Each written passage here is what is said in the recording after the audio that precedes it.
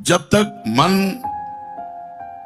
विषयों का स्मरण करता रहेगा तब तक आपसे पाप बनते रहेंगे, और जब तक पाप बनते रहेंगे तब तक आपकी जलन हृदय की, अशांति, भय, शोक, इससे आप नहीं छुटकारा पाएंगे, चाहे जिस भेष में हो।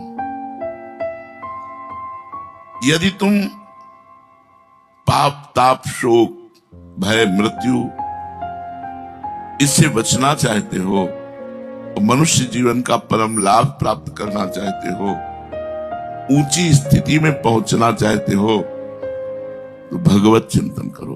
हर समय भगवत चिंतन। कभी कभी मन को डांटना पड़ता है, काटना पड़ता है उसके चिंतन को, काट के डांट के फिर प्रभु में लगाना होता है। बार बार ऐसा अभ्यास करने से मन भगवदाकार हो जाता है।